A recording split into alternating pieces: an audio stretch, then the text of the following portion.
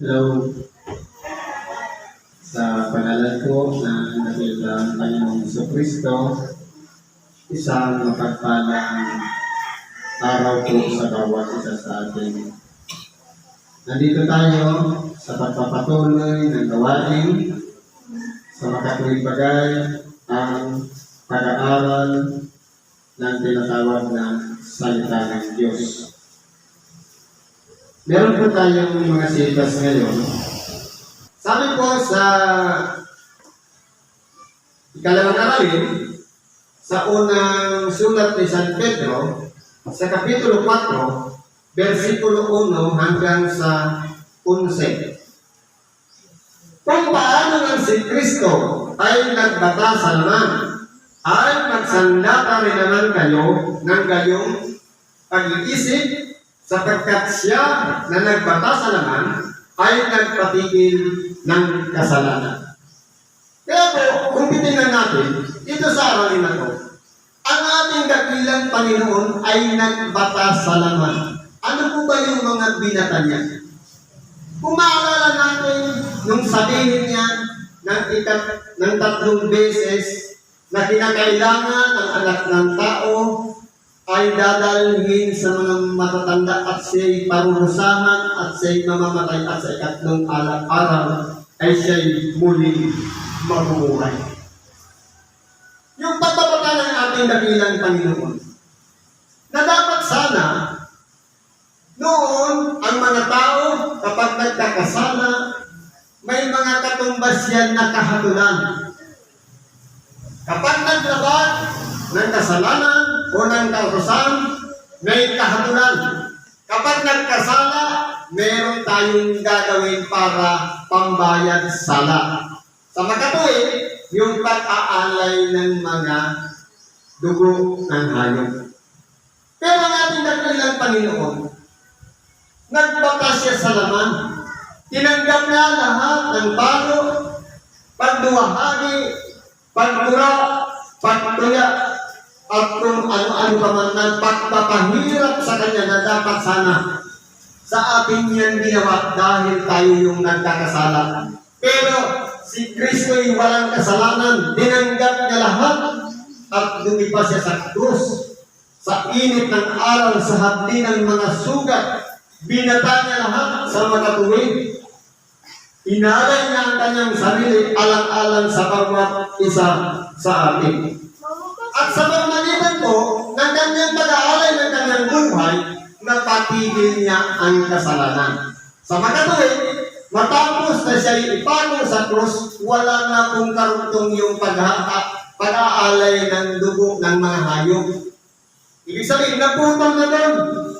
Ang gagawin na lang ng tao, sumampalataya doon sa ginawa ng ating dakilang Panginoon. Sapagkat sakop na po sa pagbita ng ating dakilang Panginoon, yung mga nagkasala ng panahon, yung mga magkakasala pa at mga taong hindi pa ipinanganak ng panahon na yun. Hanggang ngayon, ang gagawin na lang natin, sampalatayanan natin yung ginawa niya na magkaroon tayo ng ugnayan sa ating dakilang Panginoon na kaya pala sa nagsakripisyo. Hindi lang para sa mga Hudyo, hindi lang para sa mga Hintil, kundi sa buong henerasyon ng mga tao. Ang gagawin lang natin, sampalatayanan natin yung pagbata niya ng kahirapan doon sa krus ng Kalbaryo at magkakaroon na po tayo ng bahagi sa Kanya. Kaya po kung titingnan natin, hindi po ang ating dakilang Panginoon babalik na muli dito para magpapako muli, para ibiyad na muli sa kahihiyan. Minsan lamang siya nagpaka. Kaya dapat sa sino man nakakilala at nagpahalaga sa pagpapata ng ating dakilang Panginoon, kinakailangan kong mag-ingat na tayo sa ating sarili na huwag na tayong makabalik sa dati nating pagkakaro. Kinakailangan mananahan sa buhay natin ang diwa o ang pinaka-minsahe ng Espiritu Santo sa atin sa makatulog bagay ang pagtuturingan natin bilang mga Kristiyano, bilang mga mananampalataya at tagasunod ng ating dakilang Panginoon. na kinakailangan ginalanin natin ng lubusan si Kristo at magiging maingat na tayo sa ating mga ginagawa sapagkat napatigil na nga ang kasalanan. Upang huwag na kayong mga buhay sa laman na sa inyong nalalabing panahon sa mga masamang pita ng mga tao, kundi sa kalooban ng Diyos. Kung dati tayo, malimit tayong nagkamali, malimit tayong nagkasala, dahil hindi pa lang natin nakikilala si Kristo. Subalit, nung tayo po ay nakilala na natin si Kristo, dapat po itigil na rin natin yung mga gawa ng laman. Mga masasamang pita, ano po ba ang mga hilig ng laman? Walang iba, yung katakasan, katanyagan, walang tao sa pagsasaya, mga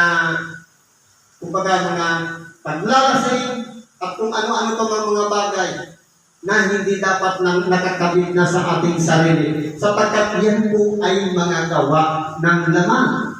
Sa pagkatuwin, kung tayo po'y binago na, at sumampalataya na tayo at tagasunod na tayo ni Kristo, dapat ang ginagawa na natin yung kalooban ng Espiritu Santo. Sa pagkatuwin, yung pagtuturingan natin magkakapatid, may pagpapahalaga sa bawat isa at magkaibigan tayo at magpahayagan ng mga kasalanan sa isa't isa. Sa pagkatuwin, kung ginagawa natin yung kalooban na dikta ng Espiritu Santo, dikta ng ating buhay, ibig sabihin, ang bawat isa sa atin na sumusunod kay Kristo ay mahalaga siya. Sa magkatuwin, hindi dapat natin hatulan, uhusgahan ang sinuman. Kundi, kapag may nadapa, ibangon natin. Kapag mayroong nalihis, ituwid natin, pabalikin natin. Nang sa ganun tayo ay sama-samang haharap sa ating dakilang Panginoon. Bakit po? Anong sabi dito? Sapagkat sukat na ang nakaraang panahon upang gawin ang hangat ng mga hintil. Ano po ba ang hangat ng mga hintil? At tumakan sa kalibugan. Kumbaga, yung tabastusan, yung hilig sa panunood ng mga porno, at kung ano-ano pa mga bagay, hindi na po dapat ginagawa natin yan. Ano ba? Sa masasamang pita. Yung sinabi ko kanina, yung kataasan, katanyagan, kapurihan sa sarili, o pagiging makasarili, dapat hindi na po yan ginagawa. Yan po, yung masasamang pita, nakakabit yan sa katawan natin, na naturalisa natin nung hindi pa natin nakikilala si Kristo. Kaya dapat, nung makilala na natin si Kristo, dapat nawala na rin yun. Sapagkat pinano na tayo sa pamagitan ng pagbabago ng Espiritu. Sa pamagitan ng paglilinis ng ating kalooban, bunga ng tubig, sa makatuwid bagay yung sayang lang yung pagluha natin. Kung ganoon pa rin, bumabalik tayo sa dati nating pagkatao. Sa mga paglalasing, yung mga walang tigil na pag-iinuman. May naalala na ako, yung kabats ko, manager silang bangko. Pero dahil kahit nasa trabaho, kahit nasa bahay, palaging nasa inuman. Ngayon, ano na nangyari? Nagkikemo na siya. Dahil nabutas na ang kanyang bituka. Sino ba ang mananalig din sa inuman? Makina yung gumagawa niyan. Kaya hindi natin kakayanin yan. Ngayon, kumbaga, lahat ng yan ay may kasagutan. Dahil ang paglalasing, okay lang kung may okasyon, tilim-tilim lang, pero yung naging habit na, halos buong 24 oras kung hindi siya masaya kung hindi makatikim ng alak. Ang tawag ng paglalasing, papunta na po yun sa kaguluhan. Sa mga kalayawan o hilig ng laman, halimbawa yung mga nais natin, na gusto kong ganito, pero iba pala ang plano ng Diyos sa atin. Sa totoo lang, ang kalayawan, yan po yung mga hilig ng ating sarili. Mga bagay na gusto natin ganitong damit, gusto natin makarating sa ganun, mga kalayawan po yan. Pero kung minsan, nagkakamali na rin tayo dahil sa paghahanap na kung anong nakita natin sa kapag gusto rin natin meron din tayo. Kaya napupunta sa kalayawan, yung mga hilig ng naman. Ano ba po? Mga kalamuan o sa ibang bahagi ng Bible o ibang Bible ang nakalagay doon, walang taros ng pansasaya. O kaya pagtatawa. Na kumbaga, ang kalamuan ko kasi ganito yan. Halimbawa, mayroon tayong kagalit. Pagkatapos nakikita natin siya naghihirap, parang ang saya-saya natin. Yun po yung kalamuan. Dapat po, mawala na sa atin yun. Kundi, kung ang sino man na nasa ganung kalagayan, ipanalangin natin siya na malagpasan na ang ganung bagay. Sapagkat yan po ay gawain ng hintin. Pinago na tayo. Kinakailangan magbago na rin tayo ng ating ginagawa. Na para bang kapag ang isang tao inis na inis sa atin, kung kayo'y galit na galit sa atin, kapag nakikita natin naghihirap, sasabihin pa natin, buti nga sa'yo. Yan po yung kayamuan. Kaya nga, dapat magpahalaga tayo sa bawat isa. Pag-ibig mo ang tawag doon. Sapagkat alam natin na may mapahamak kahit nga ang ating dakilang Panginoon. Iba-ibang mga ugali ng kanyang mga alagad, pero tiniis ng ating dakilang Panginoon. Alang-alang sa kanyang pag-ibig sa lahat ng tagasunod sa kanya. Dapat ganun din po ang pagpapahalaga natin sa kapwa. Pairali natin yung bunga nitong puso sa magkatuwing bagay kalooban. Sapagkat kung naririyan si Kristo, kung naririyan ang aral ni Kristo, at naririyan ang Diyos sa makatuwid, ang gagawin natin, pag-ibig lahat ang magiging bunga niya. Sa makatuwid, wala tayong magiging kaaway, wala tayong magiging katalo o ano pa man na bagay na hindi pagkakaunawaan, kundi iiral yan sapagkat iisang Espiritu lang naman ang sinusundan natin. Sa makatuwid, kung ang mga tagapagsulat ng mga banal na kasulatan, magkakaiba-ibang panahon, magkakaiba-ibang lugar, o lahi ang nagsulat, pero iisa lang ang kanilang sinusulat sa makatuwid bagay. Ang aral ni Kristo o aral ng Diyos, ibig sabihin, iisang Espiritu lang ang gumagalaw sa lahat. Kaya ganoon din sa atin. Kung tayo nabubuhay sa isang Espiritu, sa makatuwid bagay, ang Espiritu Santo, ibig sabihin, tayo'y magkakabuklod-buklod at sama-samang gumagawa, may pagpapahalaga sa bawat isa. Sa makatuwid, nananaig yung kalooban niya at hindi yung sarili nating kalooban. Kasi yung sarili nating kalooban, pagkamisan, hindi natin napapansin, bunga na pala yun ng pita ng laman. Ano bang sabi dito?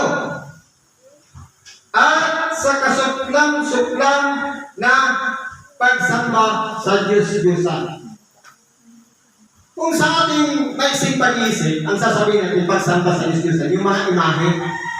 Pero kung ano yung mga bagay na nagiging kaagaw ng Diyos, halimbawa, naging kaagaw yung trabaho, sa halip na makinig ka ng Ebanghelyo ngayon at nandun ka sa trabaho, o kaya sa pistahan, o kasalan na, pagsamba na yun sa Diyos-Diyosan.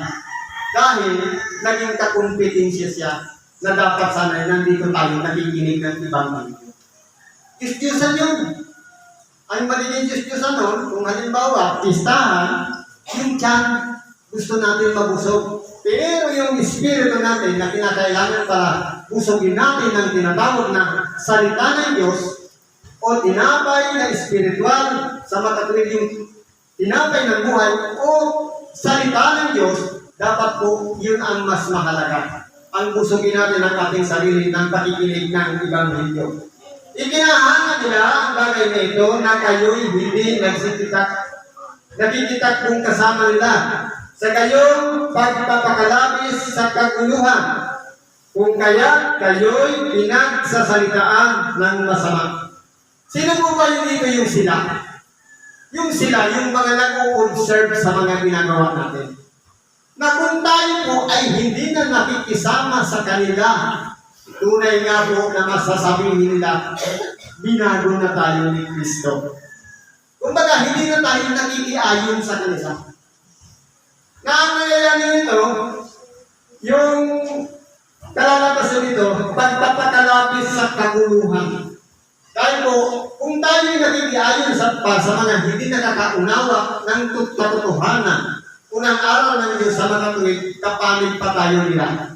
Ibig sabihin, wala pang nabago sa atin. Pero, kung tayo po'y lumabas na doon, at binago na tayo at sumusunod na tayo kay Kristo, ibig sabihin, nasa ilalim na tayo ng kalooban ng Diyos at kalooban din ng ating dakilang Panginoong Hesus Kristo. Na sila ay nagbibigay sulit sa Kanya na handang humukom sa mga buhay at sa mga patay. Kumbaga maunawa nila na ang Diyos ay handang humukom sa mga buhay at sa mga patay. Yung mga buhay, yung mga palaging nagpupuri sa Diyos, yung mga sumasamba sa Diyos, sumusunod sa kalooban ng Diyos at ni Kristo, nakikinig ng mga aral. Pero yung mga patay, yung walang pakialam na kahit na araw ng pagsamba, hindi nila pinahalaga ang makinig ng Ebanghelyo. Ano ba? Sapagkat dahil dito'y ipinangaral maging sa mga patay ang Ebanghelyo, upang sila ayon sa mga tao sa lamang ay manghatulan, datapwat mga buhay sa Espiritu ayon sa Diyos. Kaya po, kahit po hindi nila pinahahalagahan ang pakikinig ng Ebanghelyo, ipinapangaral pa rin ang Ebanghelyo. Hindi ba may nangangaral sa mga palengke? At kung saan sulok, ipinangaral ang Ebanghelyo. Sa mga tuwid, kung ano yung aral na napakinggan nila, bagamat kakaunti man yan o marami, ang mas mabigat pa nga yung natuto ng marami. Sapagkat kung gaano karami ang ating nalalaman at natutunan, doon din tayo hahatulan. Kaya kung magiging maingat tayo, mas maiging pa yung kaunti lang yung nalaman natin, dahil kung ano lang yung tinanggap ng ating tainga, at pinapasok natin sa ating puso, yun lang yung pagbabatayan ng paghatol sa atin. Sa pagkatuwid, ang paghatol ng Diyos ay hindi katulad ng paghatol sa sanlibutan, na kailangan pa meron kang abogado na magdidepensa, meron kang, kumbaga, magbibigay ka ng salaysay mo kung ano yung nangyari. Sa harapan po ng Diyos, hindi na. Kung ano yung araw na tinanggap ng tainga natin, at ipinapasok sa ating mga puso, pagharap natin sa Diyos, kung ano yung naririyan, at sumasalungat naman yung mga ginagawa natin, doon po tayo hahatulan. Ibig sabihin, nakasulat yan sa aklat ng buhay. Kaya po, tayong lahat na nabubuhay kay Kristo, nakasulat na yun sa sarili natin sa aklat ng buhay. Kaya po, pag-ingatan natin sa ating sarili na huwag tayong malihis. Kinakailangan gawin natin kung ano ang kalooban ng Diyos, kung ano ang nasa sa puso natin, kung ang naririyan, pag-ibig sa makatuwid, ang magiging bunga niyan ay pag-ibig, makikita yan ng kapwa natin.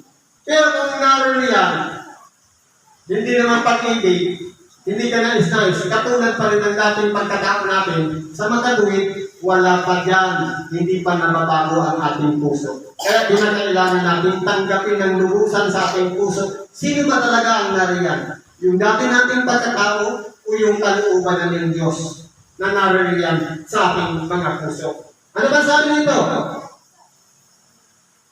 Ngunit ang wakas ng lahat ng mga bagay ay malapit na. Kayo nga'y mga pakahinahon at mga kuyak sa pananalangin. Kung titingnan natin, kailan pa ito sinulat ni Apostol Pedro? Ang wakas ng panahon malapit na. 2,000 taon na, malapit pa rin yun. Kaya kung dapat tayo ay mga pakahinahon, kalmado lang tayo. Sapagkat, kung paano ang mga palatandaan na sinabi ng ating dakilang Panginoon nangyayari na sa ngayon. yung mga gera, kung ano-anong mga sakuna, paggutom, salot na nangyayari sa sanlibutan.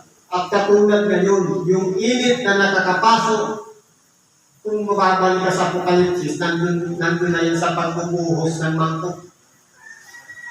Kaya po, kung titingnan natin, dapat po relax lang tayo at magpuyat sa pananalangin. Ibig sabihin, dapat yung pagpupuyat natin, ang ginagawa natin yung pananalangin. Hindi yung mga kaabalahan, panunood ng kung ano-ano pa mga bagay na ating ginagawa. Kundi palagi tayong manalangin. Nauna sa lahat ay maging malingas ang inyong pag-iibigan. Kung magayong malingas, nararamdaman yung kapwa yung pag-ibig na hindi lang yung parang wala lang. Halimbawa, yung mga kapatid natin na hindi na nakakatakot ng templo, parang maramdaman nila na may pag-ibig tayo sa kanila. Dalawan natin sila. Halimbawa, kung maalat ang ating pag-iibigan, dapat napipil, nararamdaman ng ating kapwa na mahalaga tayo. Kumbaga, hindi yung babaliwalain o isnapin, kundi dapat napipil niya, nararamdaman niya na mahalaga siya. Dapat ganun po ang magiging kalagayan. Ang pag-iibigan ay pinaka-importante. Sapagkat kung titingnan natin, nakasulat yan, ang pananampalataya, bunga lang yan ng nasa kalooban natin na parang gusto natin ganito. Pananampalataya. Yung pag-ibig, yun yung nagtatakip na ng lahat sa pinakamataas yan sa lahat. Sapagkat mahirap po yan gawin. Kaaway na lang, hindi natin mapakitaan ng pag-ibig o ipanalangin.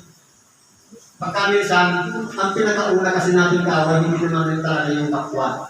Ginagamit na yung isipan natin para ang unang magiging kaaway natin, yung sarili natin, na hindi natin nakukontrol yung naturalisa natin. At yung pag-asa. Na kaya tayo, nagsisika, pabalik-balik ng pakikinig ng Ebanghelyo, pabalik-balik pagsimba dahil mayroon tayong inaasam na buhay na walang hanggan. Kaya po, sa bagay na yan, kailangan pagkanasahin natin.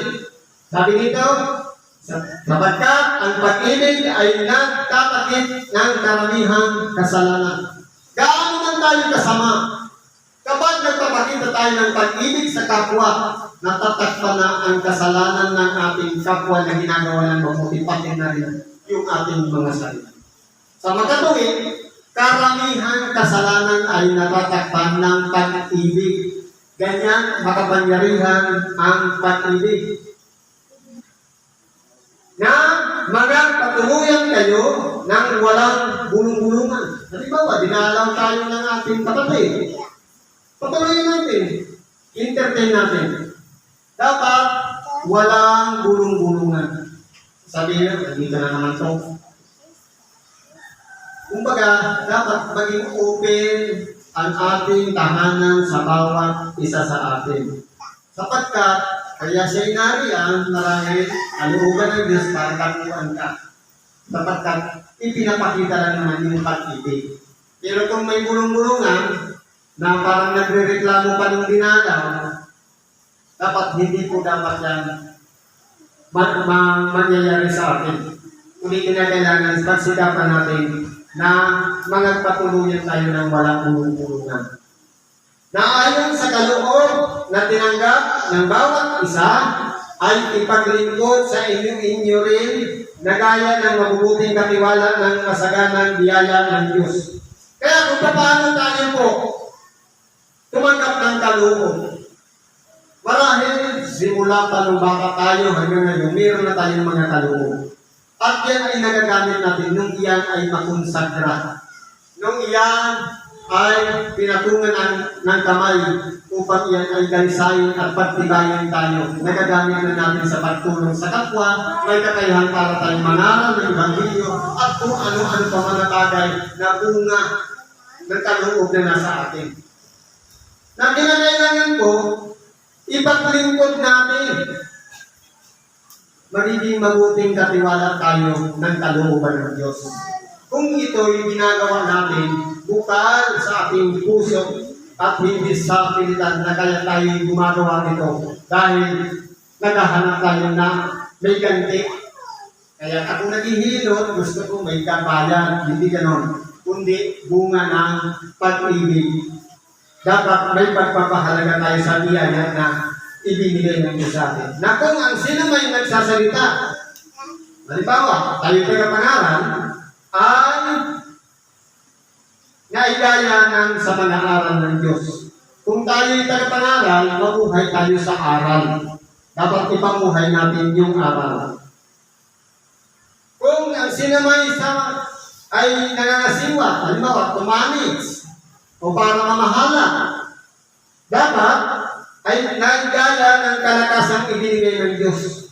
Yung kalakasan na ibinigay na mula sa kalooban ng bawat isa, kaya siya inaluklok yan para mga siwa.